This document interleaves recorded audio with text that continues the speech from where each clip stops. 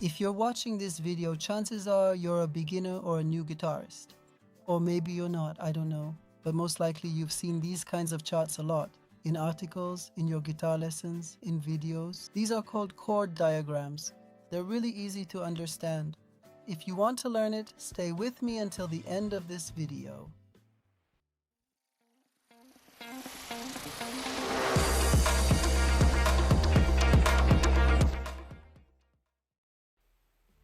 Learning how to read chord diagrams is one of the most essential basic skills for guitarists. But unfortunately, not nearly enough people take the time to talk about it. After you get fully familiar with exactly how to read these chord diagrams, you'll be able to play almost any chord chart you see on your guitar very easily and effectively. But first, let's see what chord diagrams actually are. Look friends, chord diagrams are a very simplified map of the guitar neck. This very simple map gives us very important information when playing chords on the guitar. For example, if you look at this diagram, it consists of 6 vertical lines. These 6 vertical lines represent the guitar strings for us. So the vertical lines from left to right represent the E, A, D, G, B, and E strings, respectively.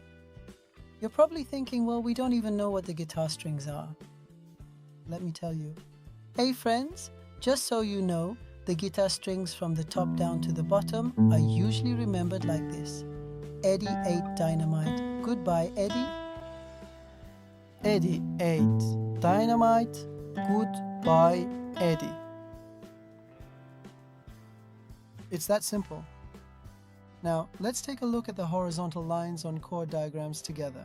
The horizontal lines on chord diagrams show us the frets of the guitar. Now you might be asking what frets are. Alright, let's go ahead and take a look at the frets together as well. The long neck of the guitar is carefully divided into several different sections by a series of thin metal bars.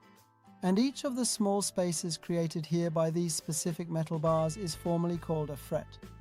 These individual frets are traditionally numbered in sequence from left to right, starting from the headstock and moving toward the body of the instrument. The very first fret is located in this space. The second fret is found in this next space.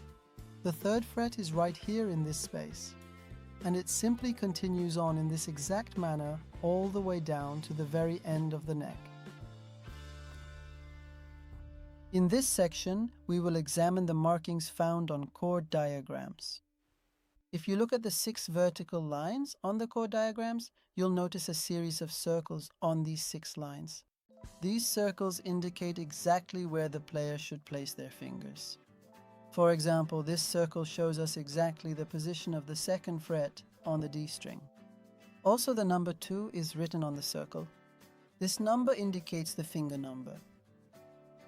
By the way, the finger numbers on the guitar are as follows. Raise your left hand. The first one, the second one, the third one, and the fourth one. 1, 2, 3, 4. It really is just that simple. There are also a series of hollow circles above the chord diagrams. These hollow circles indicate open strings. This means you shouldn't place your fingers on those strings. Instead, you should leave them open and not press any fingers on them. For example, this hollow circle is placed directly above the A string. So you shouldn't place your finger on this string and should leave it open.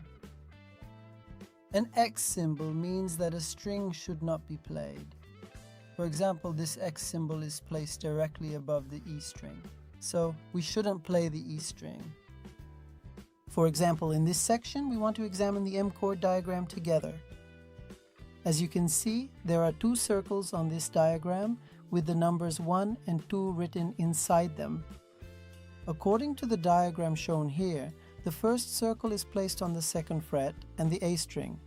So, we should choose our index finger and carefully place it on the A string, which is this string right here at the 2nd fret. Make sure your finger is positioned correctly. The next circle is exactly on the 2nd fret and the D string.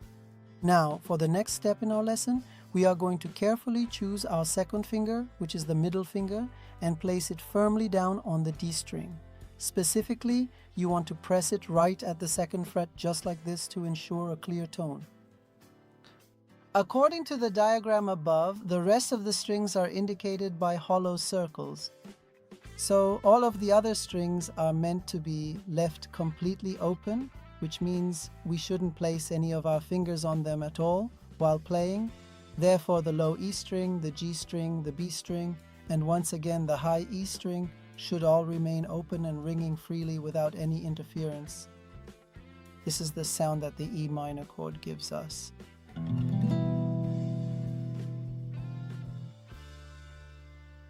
Now together, let's take a look at the C major chord diagram.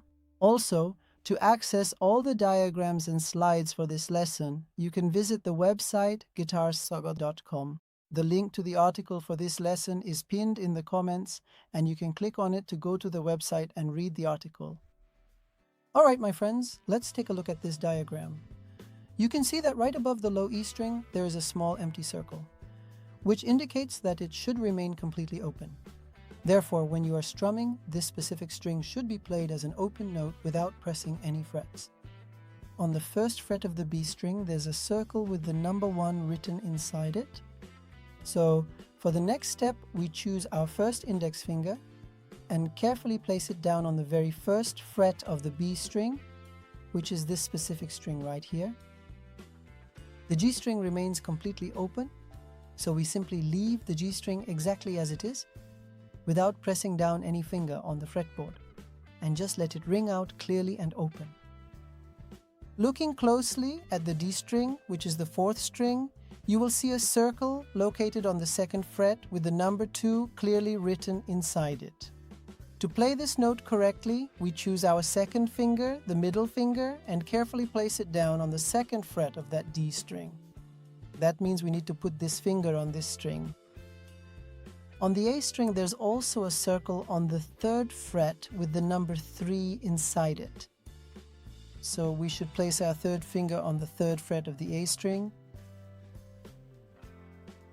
According to the diagram, the only thing to note is that there's an X above the E string. So this string should be muted and not played. Therefore, we shouldn't strum this string when playing the C major chord. The sound that the C major chord gives us is like this.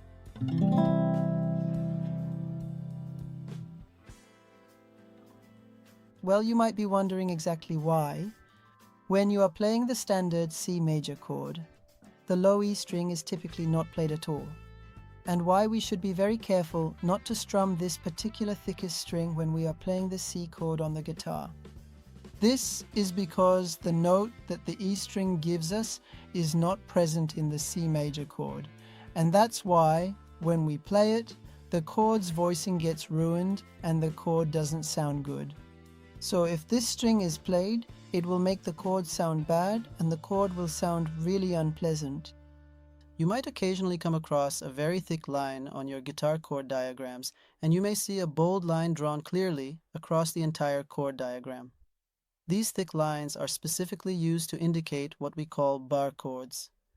In this way, these thick lines appear as the physical bar on the chord diagrams, showing you exactly where to place your finger across multiple strings at once. This visual representation helps you understand the finger positioning required for these more complex chord shapes. Now you might be asking, what is a barre? A bar means that you press down several strings with just one finger, usually, for example, with your index finger, and at the same time, you produce the sound of several strings from your instrument like this. For example, let's say we want to play a barre on the 2nd fret. I choose my index finger and I place it just behind the fret wire, the metal bar you see here, so that my index finger is positioned just behind the 2nd fret. In this way, I press down all 6 strings with just one finger. This is what we call a bar. In this way, the technique of using a bar is usually required in some chords. For example, it is essential when playing the standard B minor chord on the guitar by pressing down multiple strings at once. For another example, consider the structure of the F-sharp minor chord. There are also some bar chords that are played as half bars, for example, when you press down 3 strings with just one finger like this.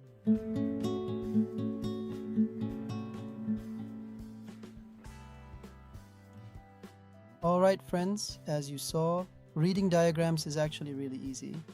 If you've just finished watching this comprehensive instructional video, you should now be able to easily read any chord or scale diagram you might come across and successfully play it on your own guitar. If you found this video helpful and informative today, please be sure to hit that like button and subscribe to our channel for more content. You can also turn on the notification bell icon so that as soon as I upload a brand new video, you will be sure to get notified right away without any delay. Also, you can visit guitarsaga.com to access all the diagrams, chords, and the article for this lesson. You can read and keep the article for this lesson there as well. If you have any questions about this lesson, you can write them for me in the comments and I will definitely reply. Until the next video, stay in peace.